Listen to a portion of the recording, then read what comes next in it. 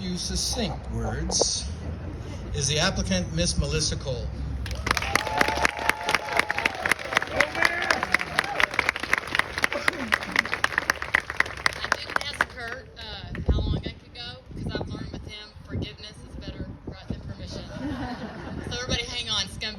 Waiting for this.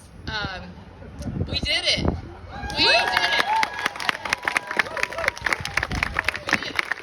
This day has been a long time coming, and a lot of people worked really hard. If you worked on this at all, or a part of this, raise your hand. Just raise your hand for a minute. Just look around. This is what it's all about. We have people from all different backgrounds, all different political affiliations, pulling in the same direction to do the right thing. And we did it, and we're here today. And it didn't take a month, and it didn't take a year or 2 years, but it took 5 years. And it was worth it. And we're here today, and we're doing it. We're doing the thing. I'm going to go over the history very briefly because there's a lot. I want you to think about 95 years ago. Where we sit today, there was a very different crowd here, and it was real, and it happened. George Hughes was a black man working in the area, and he was accused of assaulting a white woman. You know, a story we hear time and time again in the Jim Crow era. He was brought here May 9th, 1930 for a court date that he never got. He was brought into the courtroom, but there was a crowd of about 5,000 people here, and they were wanting to get to George Hughes. And they made their way into this court, not this courthouse, the courthouse before, but they made their way into the courthouse, and eventually they set that courthouse on fire.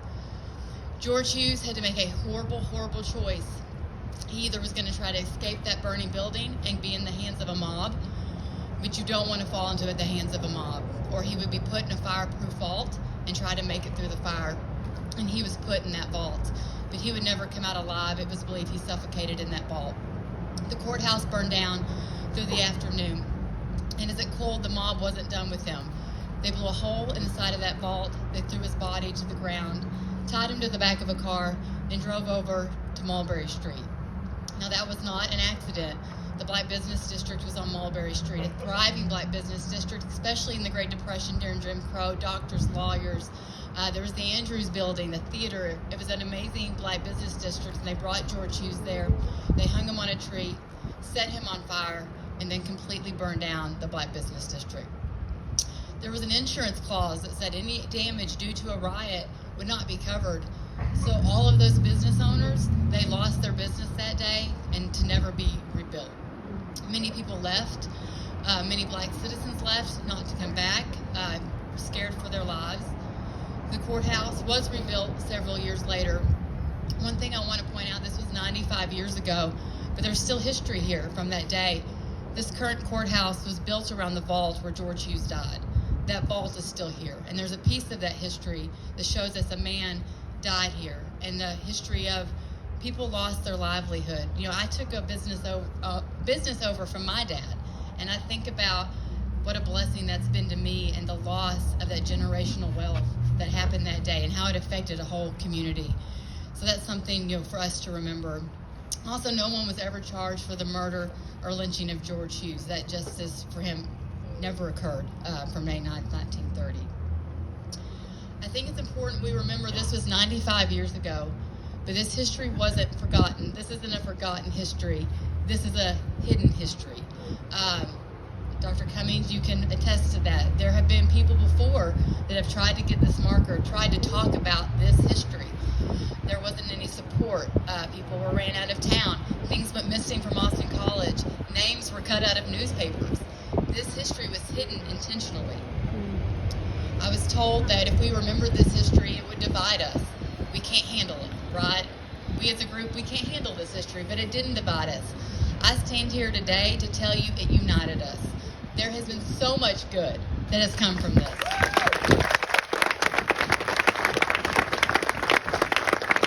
want to give a few examples. It took 5 years, but those 5 years we were doing work, and there were people in this community that were doing work. Grace United Methodist Church, they've been a huge supporter of this. They started a George Hughes Memorial Scholarship. So Grayson County seniors, they learn about the 1930 Sherman riot, they write about it, and they talk about how it affected us in the past and how it affects us now, and they get money to go to college. The Sherman Public Library had a mural of lawyer William J. Durham. On the very street where he lost his law office, and on the very street where we said this is too hard to talk about, there's a painting of him. We've come a long way in 5 years. We've gone to the Denison schools. We've talked to middle schoolers. Finally, one of the things that stands out is Grayson United. They did and several Black business district walking tours where we actually go to Mulberry Street and we honor those people who lost their businesses, and we look at where it was and we realize these were real people with real businesses. This is a real story, and we honor them by doing that walking tour. Not only does this bring us together, but one thing that has come from this history, and I think Gary might have talked about this, and no, Kurt does, we talk about the people that rose from the ashes. You can't talk about the bad and not talk about the good. So when we talk about the victims and the horrible things, there were people that day that did some really amazing things. I'm going to touch on 3 of those very shortly, and you'll also see their pictures up in the reception room.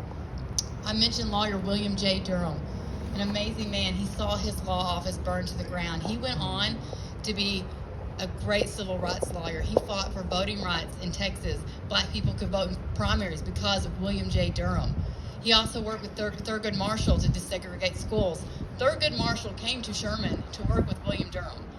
And I can't imagine seeing his law office burned down, what that did for him throughout the years to motivate him to do the things he did. And that came from the Sherman Riot of 1930. Salem Sophie. I love this story. He lived over by the Black business district, and the mob had come down into the residential area, and they were going to burn down Black people's homes. And Salem stood in front of the group and said, "Hey, I own these houses. People are renting these houses. Please don't burn them down." And everybody left, and they didn't burn down those houses. But Salem Sophie didn't own a single house. not one. But he stood up in front of a mob and was like, "Not today." And he did it for people that look different than him. I think he's an amazing man. He needs to be talked about. The last person I want to touch on is Father Laughlin. He was the rector at St. Stephen's from 1928 to 1932. And after the riot, it was a stain on the community, and nobody wanted to talk about it. It was hush hush, and we don't talk about this now. But Father Laughlin got up and preached against the riot and what happened. He brought in a guest speaker to preach against it. And I guess probably you can guess how this ended for him. He left town. They wanted him out of there, and he lost his position in the church, but he didn't care. He stood up, said what was right, and did what was right, no matter what the cost was. And it's people like that we get to talk about because we recognize this history, and there's heroes from that day that need to be recognized. I thought about what do I say in this moment. There's a few questions I get, just a couple that I want to talk about real quick. One is, why is this history important to remember? I think when we talk about George Hughes and we talk about those Black business owners, we honor them, we remember them. It wasn't for nothing. They didn't lose everything. Someone didn't lose their life, and we just don't talk about it and don't remember it. When we do that, we honor them, and we honor the heroes from that day. And it's important to remember that these were real people that lost everything that day. And the second reason is, when we know better, we do better. We're never going to do that again. We know the consequences of racism and hatred, and we're educated on it now. We've had 5 years to really learn this history. And when we do better, our kids benefit from it, and so do our grandkids. So we promise to do better today and in the future. And that's why it's important to remember this history. My biggest lesson from this, I think, is you stand for what is right, no matter how hard it is, and no matter how long it takes. And when you do that, people stand with you. So I'm going to leave you. We got to have an MLK Jr. quote, right? We can't do this without one. And I have a favorite, and it fits today really well. So let me read this to you. The ultimate tragedy is not the oppression and cruelty by bad people, but the silence over that by good people. Woo! Today, the people of Grayson County are the good people that do not stand in silence. And I'm proud to be a part of that community. I would do this all over again. It was so worth it. And we're going forward in the future, and we're going to do better, and we learn more. And I'm just so proud of this community. Thank you.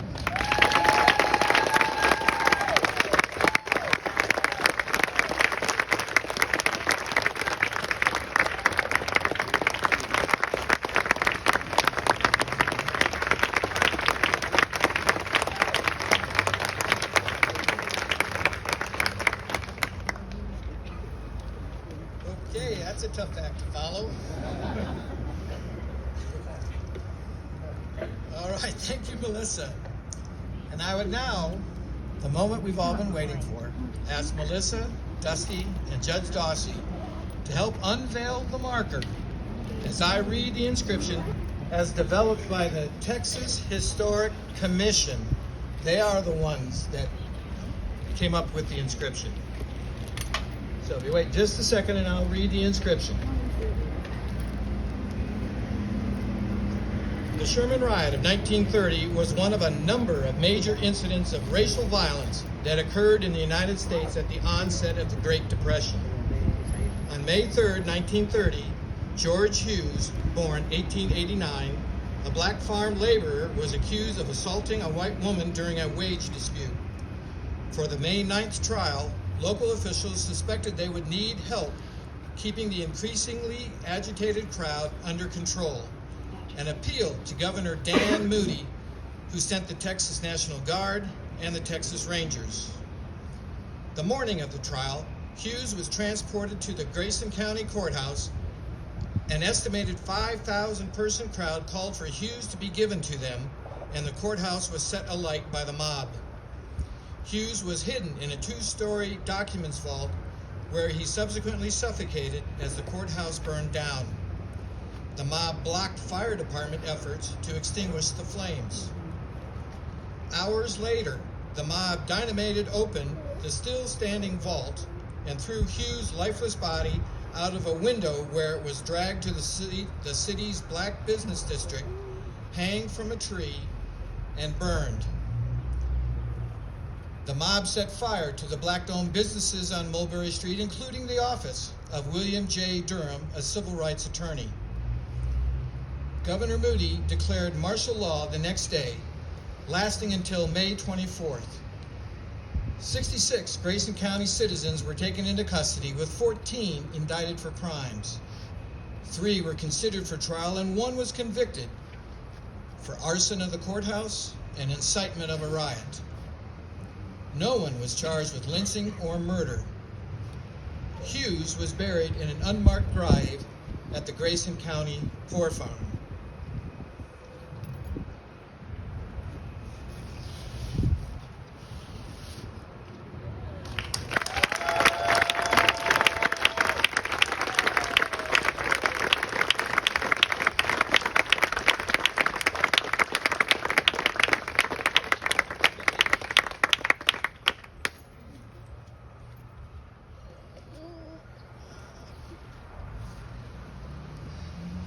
And now, ladies and gentlemen, I ask you to sit back and relax as Mr. Cameron White, a recently graduated Austin College student, and, sorry, I'm getting a little emotional here, Mrs. Yolanda Boyd, the great-granddaughter of a family who fled Sherman on that fateful night, but who has since returned to again live in this community. They will now present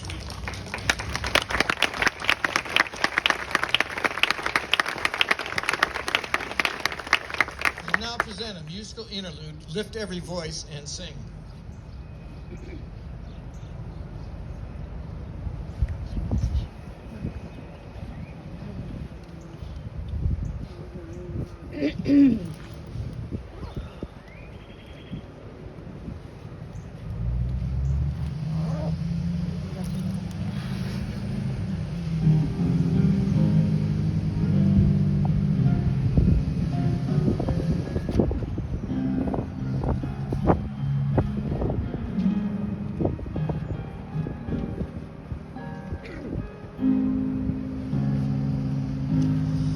Lift every voice and sing till earth and heaven ring with the harmonies of liberty. Let our rejoicing rise high as the listening skies.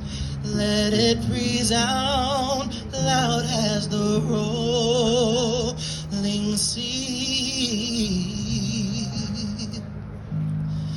Sing a song full of the faith that the dark past has taught us. Sing a song full of the hope that the present has brought us. Facing the rising sun of a new day begun. Let us march on till victory is won.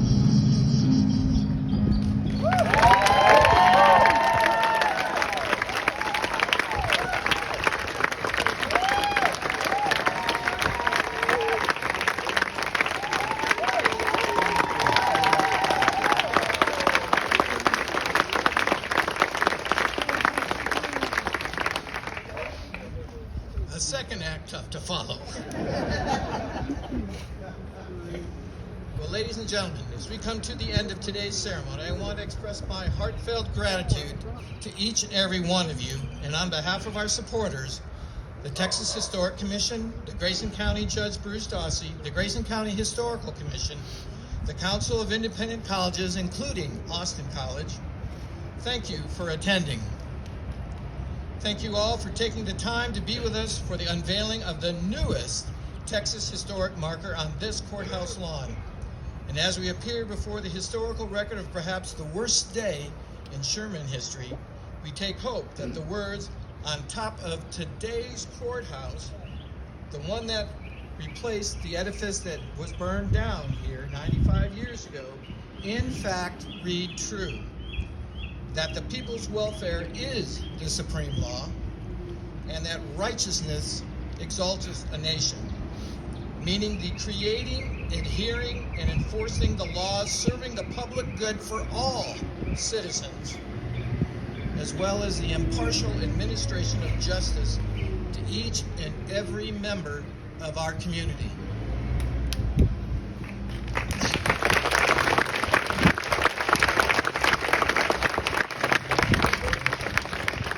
Well, before we break, I would invite you all to reception upstairs on the second and a half floor of the courthouse annex. There's an elevator just inside the door. Hit 2